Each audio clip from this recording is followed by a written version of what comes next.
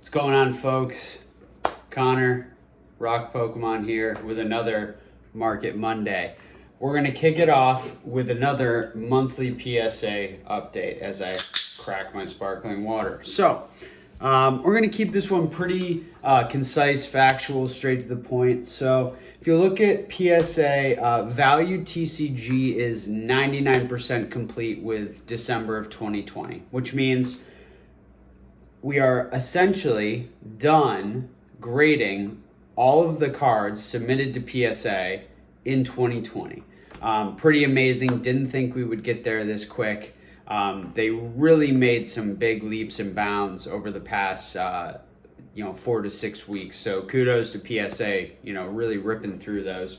I don't know what's going on over there. I don't know what their process looks like. It's got to be insane. I do know I've had things come back faster than things that were submitted before them. So I don't know what's going on over there. But, and in any regard, it says a lot about what's happening in the hobby right now and what the supply side for slabs looks like. So we're going to take a look.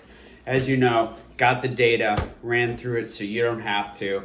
I know a lot of you have asked for certain population reports and certain sets, and I will try to accommodate in the future. I'm going to figure out how to better do that. But these are some pops that I have personally tracked that I think are showing the broader movement or the directionality of the hobby from a supply standpoint in the marketplace. So I think it helps kind of give you, it helps you extrapolate from the sets I'm looking at kind of directionally what's happening as a whole. Because as we know, base set was a huge deal in fall of 2020, and kind of, an extension of that, the majority of kind of the WotC era pre e-reader sets. So your Rocket, your Jungle Fossil, your Gyms, but especially kind of base Jungle Fossil Rocket, right? So let's look again. PSA's made leaps and bounds. We'll kind of talk about that at the end, what the go forward looks like. But they are basically done with value for 2020. They are pretty darn close. So the official date's 12/7, but they're 99% done, which means they got packages that are at the beginning of the month 12/7 that probably have some issues or are taking longer, but they are effectively almost done with 2020. So that's how complete through dates work. If you want to learn more about that, you can go on their website, read about how those complete through dates work. But it's basically the last package in has to be open and processed so that the date is stuck back there. That's why you see that 99%. Like they're working on January 2021, guaranteed right now. So maybe in February, who knows? So base. I thought it'd be worthwhile not only to do the monthly on some of these, but look back at, since I've been really tracking them hard throughout this year. 100,000 cards have been graded for base since February across Unlimited, Shadowless, and First Edition. To put that in perspective, that's like, 45 to 50%, right? You had 220 some odd K, 224K in February cards graded in the base population, and now we're at 325,000 cards graded from base set, Unlimited, Shadowless, First Edition, and then a couple of the ancillary copyrights that have small pops, the fourth print and such. So September there were 305, now we're at 325, so we've had 20,000 cards graded over the past month. Of that, 2.5 were 10s, 7K were 9s, 5K 8s, and 6K were in that 5 to 7 range. I kind of like to bulk those together. So we definitely saw an increase in the percentage of the cards graded falling into that 5 to 7 range. So we went from 25% of the cards graded over the past month to 30% of the cards graded in base over the past month, falling into that 5 to 7. So I'll be very interested to see if that continues to play out, where we get, again, the bulk of these submissions falling in that 5 to 7 range, right? Where people were just sending in whatever they could to be graded and didn't really know or care what the quality was and didn't understand what a PSA 8, 9, 10 actually looks like. So we kind of had the same in the 10s and the 9s as we did last month, so no big change there. But what was most striking to me is literally that, since February, right? So March, April, May, June, July, August, September, October, 8 months, you got 100,000 cards graded from base set Pokemon. That's pretty freaking wild when you think about it. 100,000 pieces of cardboard being put in plastic slabs. Japanese base, we had like 3,300 cards graded over the past month. A little over 11,000 graded in the past 8 months. So right now we've got 27 to 28, almost 28,000 cards graded, 27.7 thousand. So directionally kind of the same movement as regular English base, and the percentages end up falling the same as last month. You had about 15 to 20% of those 10s, 35% of them 9s, 20% of them 8s, and then about 15 to 20% in the 5 to 7 range. So same as last month. Japanese, higher quality. I think we're going to continue to see some of that. Plus, they were so cheap. People were ripping those packs. You can easily get, an 8 out of an old vintage pack. Sometimes it's hard because the hollow's in the front and it slides around across the foil. If you see, and these, honestly, if you look at Japanese based packs versus something like an English shadowless, while the artwork's much better on this one, the quality of the foil is actually much better on the English one, in my opinion, from what I've held and seen and studied and looked at, and seeing these on my desk every day side by side. And the hollow's not in the front in an English pack, of course. So anyway, shout out Kanto Shark for that sweet display. But so that's Japanese base. So that's base as a whole, right? Still mind-numbing how many cards have been graded in English base. I mean, it's nutso, right? So Team Rocket on the English side, guys, you had about 7,000 cards graded. About 20% of those fell in that 5 to 7 range. So again, seeing that creep into there. Another 20% were 8s. So, 40+% of what was graded fell into the 5 to 8 range, with less than 15% being 10s. So Rocket's seen since February over 30,000 cards graded. So we went from 52,000 to 80, almost 84,000. That's pretty crazy too when you think about it, right? Just a monster growth in that pop. I mean, everyone loves Team Rocket. Spoiler alert, you'll see me open some Japanese Team Rocket at some point this year, so be on the lookout for that. But on the English side, first edition and unlimited, massive growth in that pop thus far. Then you had always an interesting one, first edition Neo Genesis, where only 1,600 cards graded over the past month. We went to about 24,500 cards in the pop, up from 23,000 last month, and 16,500 in February. So over 8 months, we've seen 8,000 graded, and only 200 of those in the past month were 10s. So, and I bet you if you look deep into the hollows on that, on base first edition, the 10s in the hollows are not moving as much. It's pretty easy to get a 10 on a common or uncommon. Just fixing my display over here. Even stuff that's in binders could have potentially gotten tens if it was, taken care of and not moved well enough. So one I thought was interesting to point out, a card that I really love. Let me see if I got mine over here. Let's see, folks. Where's mine? Yep. Hold it out so we can have it. So here's my Black Star Eevee.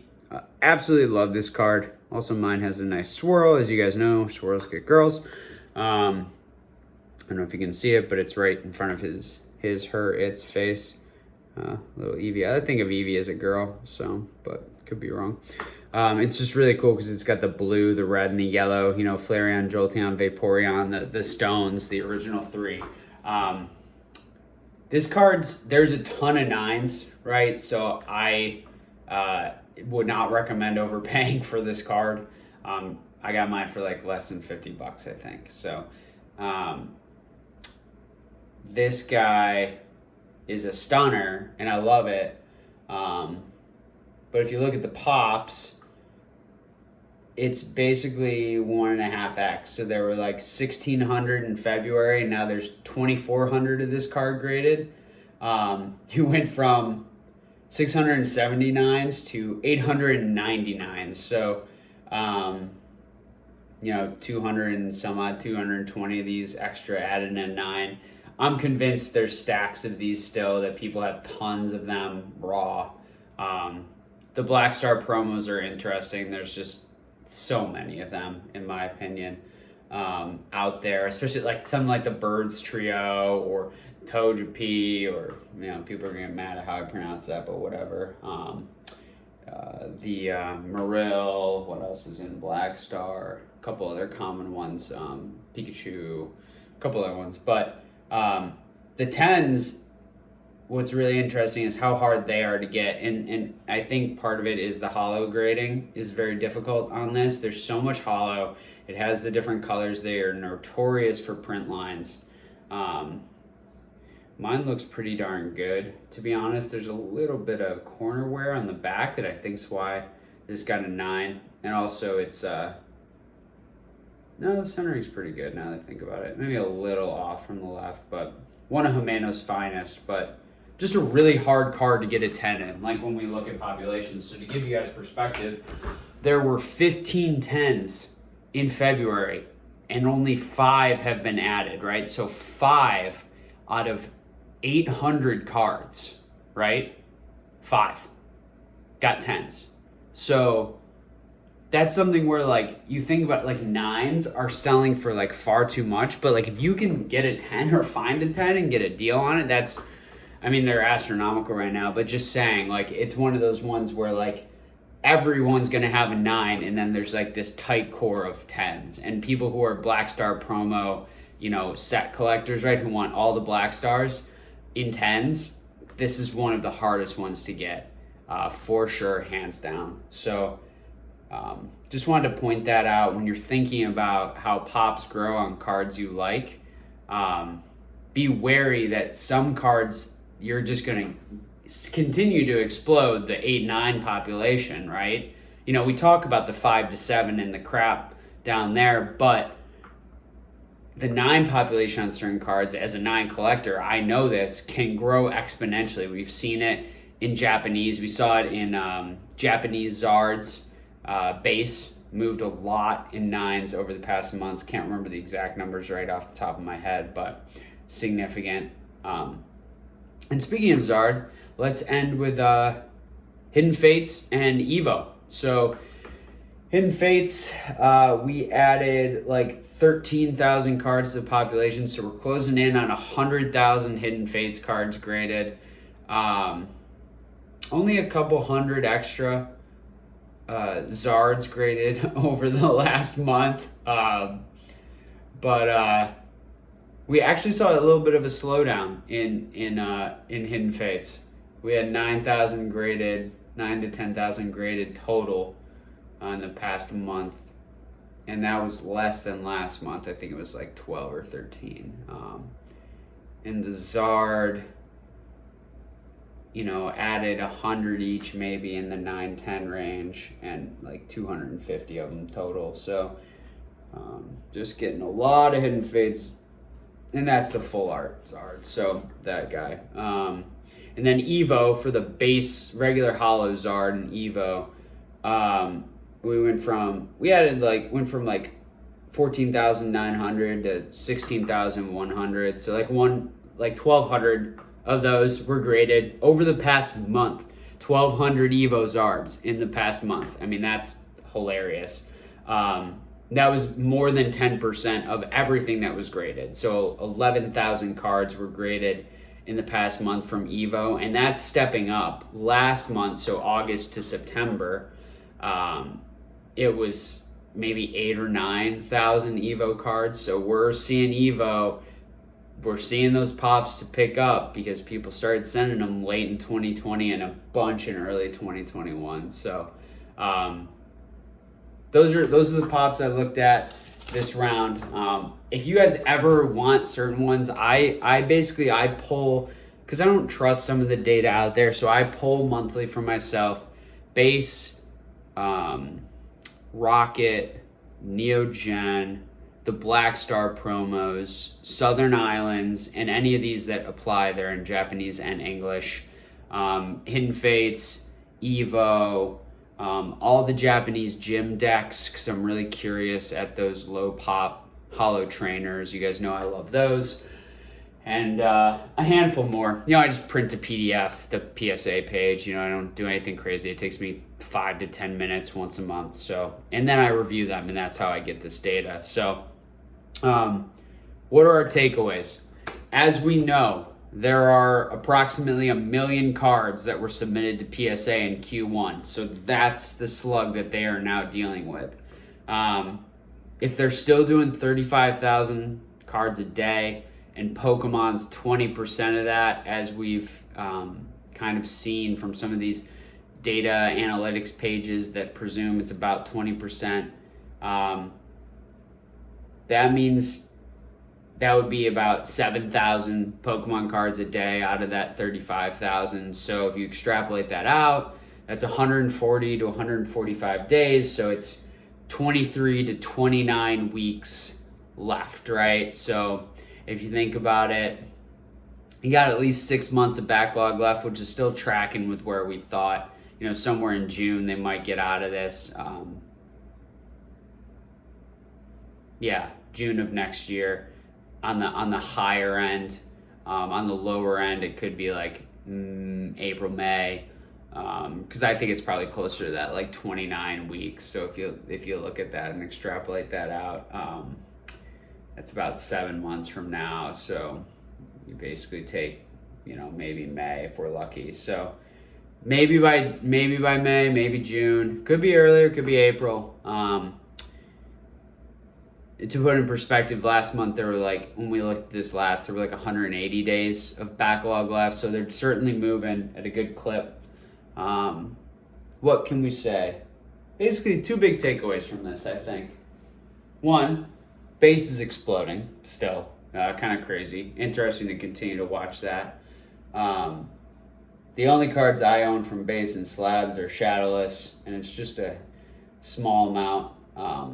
Just because I think those pops are crazy, but I like shadowless cards. And then the second takeaway I think is we really need the CGC pops to come out to be able to get a good read on this, because we're seeing the pressure in the market, right? We're seeing people flood the market with certain slabs. We're seeing, man, I tell you, some Japanese cards have just gotten cut in half. Hollows you could get for 100 6 months ago, it's $50 now. Sellers are just take it off my hands. I want it gone. So I think that's interesting. I think that there's still some opportunity in the English side, in Expedition, Skyridge, Aquapolis, either in reverse hollows or some hollows in high grades, but it's all risk. We don't have enough transparency, but we can see we don't have the CGC pops, but we can see what gets listed on eBay, right? If you have save searches set up and you watch the market and you don't just scrape eBay for stuff you want to buy, but if you actually study it, you get a good feeling for how much is coming onto the market, and it's actually hilariously crazy when you think about how many slabs are in the market. So what does that say? It says, again, collect what you love, but do it intelligently, right? Look for good value, perhaps a great CGC card trading at a discount to a PSA card, right? Selling for 60 cents on the dollar, 70 cents, maybe even 50, right? For your personal collection, right? If you want to buy something like that, or for, to mitigate downside risk in the long term, right? If you're going to buy a $100 card in PSA that the pop could explode and it goes to 50, well, if you buy it in CGC, at least, you started at $50 and maybe that goes to 30, but you save some downside, right? It's like, you just got to be smart and think about where you're putting money in this hobby nowadays, because everything is so frothy. There are so many unknowns, but what we do know is that this is a highly manipulated market with a ton of supply available, and a bunch of very strategic players. So tread carefully, watch those pops. Pops aren't everything, but they are part of the story. And I think that we really need to see those CGC populations to get a better look through. But I would continue to be wary of modern, continue to be wary of anything where it's, I would say you could think that there's a potential for the pop to continue to rise pretty drastically. Something like that, like a CGC, a Black Star promo, or a base unlimited card or what have you. Anything that's common, uncommon in slabs. Those kind of things can continue to move exponentially, especially as, breaks continue and people have submitted tons of cards, just everything, to PSA and to CGC. So tread carefully as always, and remember, just enjoy the hobby. Think about where you're putting your dollars, because you can't just spend into oblivion. So be measured, be tempered. This is a long game. If you're my age, if you're about 30 years old, if you're in your 20s, if you're in your 40s even, you're gonna be collecting a long time. So remember that you gotta play the long game. You gotta be disciplined, stick to your budget, go take it slow. And there's a lot more of the hobby than just slabs. So if the slab market's too frothy for you, which it really is for most, in my opinion, maybe look to other ways to enjoy the hobby, right? Buy a little modern to open, buy a cool piece of art, buy some, I don't know. I got this cool Pikachu figure because I thought it was sweet and I like pancakes. There's way more ways to enjoy the hobby than just buying overpriced slabs. So as always, guys, I am Connor from Rock Pokemon. I cannot thank you enough for watching and listening to me with this Market Monday series. We're growing fast. The subs are moving. I appreciate you. If you're new, welcome. Really appreciate you being here. Don't forget to like the video. Comment down below. I'd love to hear your thoughts, your feedback, ways I can make things better. Subscribe if you haven't, and make sure to share it with your friends, and be on the lookout over on my Instagram. We're going to do a giveaway probably sometime in the next week, because I hit 1,500 followers over there, so I thought it'd be a cool way to give back, something around celebrations or some modern product, and some singles, some sealed. You guys will enjoy it, I think. And then be on the lookout for new podcast episodes as well. I should be recording today or tomorrow with Rob from Red or Blue for our next episode, which I think you guys are really going to like. We got a stacked lineup of topics. And then, turn on that notification bell so you don't miss any new videos. So thank you so much, guys. Appreciate you joining as always. I am Connor from Rock Pokemon. Collect what you love, but do it intelligently. Have a great week and go crush it. See ya.